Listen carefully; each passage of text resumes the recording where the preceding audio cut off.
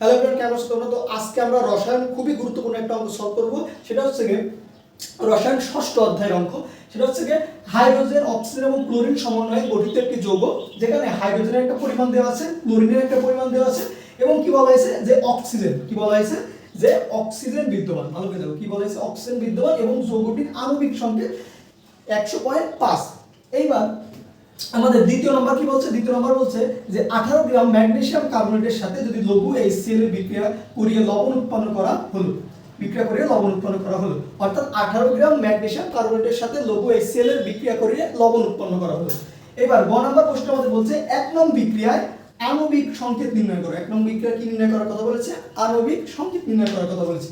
এবং ঘ নম্বর প্রশ্ন কি বলেছে যে 2 নং বিক্রিয়ার মাধ্যমে যদি 20 গ্রাম ধাতব লবণ তৈরি করতে হলে আরো বিক্রিয়া যোগ করা লাগবে কি না, গাণিতিকভাবে বিশ্লেষণ করো। তো এই অঙ্কটা আমরা ধাপে ধাপে সলভ করব। কি করব? ধাপে ধাপে সলভ করব। তো সুন্দর মতো আমাদের গ নম্বর প্রশ্নটা কি বলছে যে আণবিক সংকেত নির্ণয় করার কথা বলেছে। তো চলো আমরা আণবিক সংকেত নির্ণয় করি। তো আমি এটা মুছে দিই।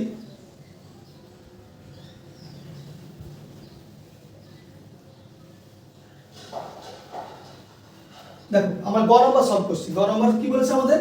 আণবিক সংকেত নির্ণয় করার কথা বলেছে। এখানে দেখো হাইড্রোজেনের পরিমাণ দেওয়া আছে এবং ক্লোরিনের পরিমাণ দেওয়া আছে। এখানে দেওয়া নেই কি অক্সিজেনের পরিমাণটা। অক্সিজেনের পরিমাণটা কি নেই? দেওয়া নেই। তাহলে অক্সিজেনের পরিমাণটা তোমার যখন দেওয়া নেই, তাহলে তুমি কিভাবে বের করবা যে এই দুইটা থেকে?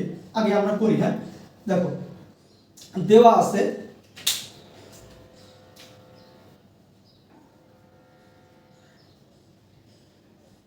দেওয়া আছে হাইড্রোজেন ইজ ইকুয়াল টু 0.995%। ঠিক আছে।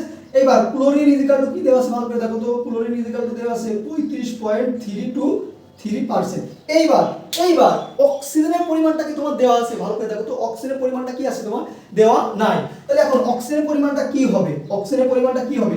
এই দুইটা যেহেতু আমাদের কি বলেছে পার্সেন্টেজ, তার মানে 100 থেকে তুমি যদি এই দুইটাকে অর্থাৎ 0.995 প্লাস 35.323% এইটাকে বিয়োগ করে দাও। 100 থেকে যদি এই দুই যোগফলকে বিয়োগ করে দাও, তাহলে আমরা অক্সিজেনের পরিমাণটা পেয়ে যাব, তাই না? তাহলে ভালো করে দেখো তো 100 মাইনাস এই দুইটা প্লাস করলে কি আসে আমাদের? 63। এখানে কত আসে? 63.68%। 63.68%। তাহলে এখানে কত আসে? টোটালটা যদি আমরা একবারে ক্যালকুলেশন করে দিই, তাহলে আমাদের কত আসে? 63.68%। ভালো করে দেখো, এটা যদি আমরা ক্যালকুলেশন করি তাহলে অক্সিজেনের পরিমাণটা আমরা কি পেলাম? 63.68% আমরা পেলাম। তাহলে আমরা সবগুলোর কিন্তু মান জানি, হাইড্রোজেনের জানি, ক্লোরিনের জানি, অক্সিজেনেরও জেনে গেছি। এইবার আমরা কি করব? এইবার আমরা আণবিক সংকেত নির্ণয় করা আরো ইজি হয়ে যাবে। তাহলে এই সব মৌলগুলোকে ভালো করে দেখো, এই মৌলগুলোকে তাদের নিজ নিজ আমরা কি করব? আণবিক সংকেত নির্ণয় করব। তাহলে এই মৌলগুলোকে তাদের নিজ নিজ পারমাণবিক ভর সংখ্যা দ্বারা ভাগ করি। তাহলে এই মৌলগুলোকে তাদের নিজ নিজ পারমাণবিক ভর সংখ্যা দ্বারা ভাগ করব। তাহলে এইগুলোকে আমি এক সাইডে লিখি যে hydrogen is equal to 0.995%, chlorine is equal to 35.323%, oxygen is equal to 63.68%। এইবার এই মৌলগুলোকে আমি কি করব? যে মৌলগুলো আমি পেয়েছি এই মৌলগুলোকে তাদের নিজ নিজ পারমাণবিক সংখ্যা দ্বারা ভাগ করি, পারমাণবিক ভর সংখ্যা দ্বারা।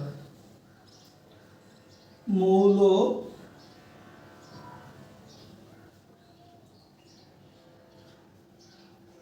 নিজ নিজ পারমাণবিক সংখ্যা না, কিন্তু পারমাণবিক ভর সংখ্যা দ্বারা ভাগ করি। দেখো তো পারমাণবিক ভর সংখ্যা দ্বারা ভাগ করলে কি হবে? Hydrogen is equal to hydrogen কত দেওয়া আছে? 0.995/1। আচ্ছা, এবার ক্লোরিন কি দেওয়া ছিল আমাদের? 35.323 ভাগ কত? 35.5। আচ্ছা, অক্সিজেনে কি হবে? আমরা কি পাইছি? 63.68 ভাগ কত হবে? 16। তাহলে এইগুলোকে আমরা ভাগ করলে এটা কি পাচ্ছি? 0.995%। এবার এইটাকে কি পাই আমরা? 35.323 ভাগ 35.5, এটা পাচ্ছে 0.99, এটাও কি পাচ্ছি আমরা 0.995, এটাও পাই আমরা 0.995%। আচ্ছা এটা কি পাই 63.68 ভাগ 16, 63.68, তাহলে 3.98%, 63, হ্যাঁ 3.98%। ঠিক আছে, সবগুলো আমরা তাদের নিজ নিজ ভর সংখ্যা দ্বারা ভাগ করে পেয়ে গেছি।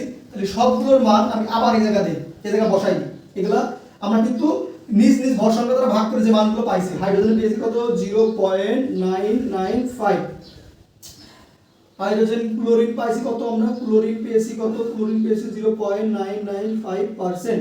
আচ্ছা অক্সিজেন কি পেয়েছি, অক্সিজেন পেয়েছি 3.98%। ক্লিয়ার, এগুলো তো সবগুলো আমরা মান বসালাম। বসানোর পর এইবার আমরা কি করব, এইবার আমাদের কি হবে, এইবার আমরা এই মৌলগুলোর ভিতরে সবথেকে ক্ষুদ্রতম সংখ্যা দ্বারা আবার ভাগ করব। এই যে এই মানগুলোকে, এই যে এই মানগুলোকে ক্ষুদ্রতম সংখ্যা দ্বারা আবার ভাগ করব। এই মানগুলোকে ক্ষুদ্রতম, এদের মাঝে যেটা সবথেকে ক্ষুদ্রতম সংখ্যা সেইটা দ্বারা আবার সবাইকে ভাগ করব। এক্ষেত্রে লিখে দিই যে আবার ক্ষুদ্রতম সংখ্যা, ভাগফলকে ক্ষুদ্রতম সংখ্যা দ্বারা ভাগ করে, ক্ষুদ্রতম সংখ্যা ভাগ করে, ক্ষুদ্রতম সংখ্যা দ্বারা ভাগ করে আবার। তাহলে হাইড্রোজেন এখানে এদের ভিতরে সবথেকে ক্ষুদ্রতম কে আছে, এই, তাহলে 0.995 ভাগ 0.995 ইকুয়াল টু কত হবে 1, তাই না? আচ্ছা এবার ক্লোরিন কি হবে, ক্লোরিনের 0.995 ভাগ 0.995, এটা অবশ্যই 1 হবে। এবার অক্সিজেন কি ছিল আমাদের, অক্সিজেন কি হয়েছে 3.98 ভাগ 0.995, তাহলে 3.98 ভাগ 0.995 4 আসে। এটা করলে কত আসে 4 আসে, এটা করলে কত আসে 4 আসে। তাহলে এখন ভালো করে দেখো আমাদের এর মান কত পেলাম, এর মান কত পেলাম, আর এর মান কত পেলাম। এবার কিন্তু আমরা স্থূল সংকেত পেয়ে গেছি। এটা কি পেয়েছি আমরা, স্থূল সংকেত পেয়ে গেছি। তাহলে স্থূল সংকেত আমরা কেমনে পেলাম, মৌল সমূহকে তাদের নিজ নিজ ভর সংখ্যা দ্বারা ভাগ করলাম। ভাগ করার পর সব থেকে ভাগ শেষের ভিতরে, ভাগফলের ভিতরে সব থেকে ক্ষুদ্রতম যে ভাগফলটা সেইটা দ্বারা আবার প্রত্যেকটাকে কি করলাম আমরা ভাগ করলাম। তারপর আমরা কি পেলাম, এই মানটা পেলাম। তাহলে এখানে আমাদের স্থূল সংকেত কি আসছে, ভালো করে দেখো তো স্থূল সংকেতটা আমরা কি আসে। অতএব দেখো আমাদের আণবিক সংকেত নির্ণয় করার কথা বলেছে না, এই যে আণবিক সংকেত নির্ণয় করার কথা বলেছে না। তাহলে আণবিক সংকেত নির্ণয় করতে গেলে তোমার অবশ্যই স্থূল সংকেত নির্ণয় করা লাগবে। আণবিক সংকেত নির্ণয় করতে হলে তোমার অবশ্যই কি করা লাগবে, স্থূল সংকেত নির্ণয় করা লাগবে। তাহলে এখন অতএব স্থূল সংকেত কি হবে, এই দেখো স্থূল সংকেত, ভালো করে দেখো স্থূল সংকেত তুমি কি পেয়েছো, HClO4, HClO4, এটাই মূলত কি আমাদের স্থূল সংকেত, এটা কি আমাদের স্থূল সংকেত। এবার যেহেতু আমাদের আণবিক সংকেত বলেছে, আমাদের যদি স্থূল সংকেত পর্যন্ত বলতো, যদি আমাদের শুধু স্থূল সংকেত পর্যন্ত বলতো তাহলে HClO4, ঠিক আছে, এই পর্যন্তই রেখে দিতাম আমরা। যেহেতু আমাদের আণবিক সংকেত বলেছে তাহলে আমাদের আর একটু করতে হবে, ঠিক আছে, আর একটু করতে হবে। তাহলে আমি সবগুলো মুছে দিই। তাহলে আমরা স্থূল সংকেতটা কি পেয়েছি সব মুছে দিচ্ছি।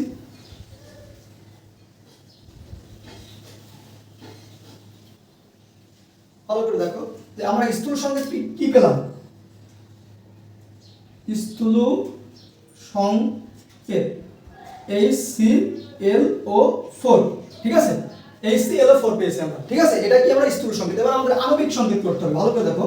তাহলে আণবিক সংকেত কি হবে, দেখো স্থূল সংকেতের সাথে তুমি যদি n গুণ করে দাও তাহলে তুমি আণবিক সংকেত পেয়ে যাচ্ছ। আণবিক সংকেত ইকুয়াল টু এই যে HClO4, ঠিক আছে, এই যে এর সাথে তুমি কি করে দেবা, n গুণ করে দেবা। এখন স্যার এই n মানে কি, দেখো n মানে কি আগে সেটা আগে দেখো। n কি, এর হচ্ছে কি যৌগের আণবিক ভর, যৌগের আণবিক ভর যেটা তোমার দেওয়া থাকবে ডিভাইডেড বাই কি স্থূল সংকেত, স্থূল সংকেতের আণবিক ভর, ঠিক আছে। nটা কি, এই nটা হচ্ছে কি তোমার যৌগের আণবিক ভর ডিভাইডেড বাই কি স্থূল সংকেতের আণবিক ভর। এখন এই যে স্থূল সংকেতের আণবিক ভর তুমি কত পাইছো, স্থূল সংকেতের আণবিক ভর এটা করবা তোমরা। স্থূল সংকেতের আণবিক ভর করলে আমাদের কত আসে, তাহলে এখান থেকে করে দিই আমরা স্থূল আণবিক ভর কত পেয়েছি আমরা, যৌগের আণবিক ভর আমাদের কত আছে 100, 100.5। এবার স্থূল সংকেতের আণবিক ভর তুমি কি পেয়েছো? স্থূল সংকেতের আণবিক ভর, স্থূল সংকেতের আণবিক ভর পেয়েছি আমরা কত দেখি, এখান থেকে যদি আমরা করি 1 প্লাস 35.5 প্লাস 16 গুণ 4, এটা করলে কত আসে আমাদের স্থূল সংকেত? দেখো স্থূল সংকেত আণবিক ভর কত আসে আমাদের 1 প্লাস 35.5 প্লাস 16 গুণ 4, আমাদের 105 আসে। কত আসে? 100, দেখো 100.5 আছে। তাহলে এই যে 100.5, তাহলে এটা করলে কত আসে? অবশ্যই আমাদের 1 আসে। এটা করলে কত আসে? আমাদের 1 আসে। ঠিক আছে, এইবার এই যে n এর মান তুমি 1 পেয়েছো না, এই যে n এর মানটা এবার তুমি এখানে বসাও। n এর মানটা কি করবে? এবার তুমি এই জায়গা বসাও। বুঝতে পেরেছো? তাহলে কি পাচ্ছি আমরা? ভালো করে দেখো, 1 দ্বারা যদি আমরা গুণ করি রে, তাহলে এখানে আমরা কি পাই? HClO4 = কি, আমরা এখানে যদি 1 দিই, তাহলে 1 দিলে আমরা কি পাচ্ছি? HClO4, এটা কি আমাদের আণবিক সংকেত। বুঝতে পারছো? এটা কি আমাদের আণবিক সংকেত। ক্লিয়ার? এই যে n এর মানটা তুমি পেলে না, এখানে যদি n এর মানটা আমরা 2 পেতাম, তাহলে কি হতো? কত? হাইড্রোজেন 2টা হয়তো, ক্লোরিন 2টা হয়তো, এবং অক্সিজেন 4 2 8টা হয়তো। যেহেতু আমাদের এখানে 1 রয়েছে, তাহলে সবগুলো এক এক করে গুণ হবে। ঠিক আছে, তাহলে এই যে এটাই আমাদের কি পেলাম আমরা? এটাই আমাদের আণবিক সংকেত। এটা কি আমাদের আণবিক সংকেত। আমি কিন্তু তোমাদের এখানে বোঝানোর সুবিধার্থে এই যে এইটা আণবিক ভরটা এখানে বের করেছি, এই যে 105। ঠিক আছে, এই যে আজকে তোমার কি আণবিক সংকেতের যে আণবিক ভরটা, ওটা আমরা কিন্তু এখানে বের করেছি। ঠিক আছে, তুমি চাইলে একটু এই সাইডে করে দিতে পারো। ঠিক আছে, এখানে এরকম ফাঁকা রাখতে পারো, কোনো সমস্যা নেই। জাস্ট এখানে n এর মানটা বসাই দিবা, 1 বসাই দিছি, বসাই দিলে পর যেটা ক্যালকুলেশন করে আসবে ওটাই অ্যানসার। এখানে আমি তো আবার বলছি, এখানে যদি 2 থাকতো তাহলে 2 কে দ্বারা সবাইকে গুণ করা হতো, 3 থাকলে 3 দ্বারা সবাইকে আমরা গুণ করতাম। ঠিক আছে, এই ছিল মূলত আমাদের আণবিক সংকেত নির্ণয়।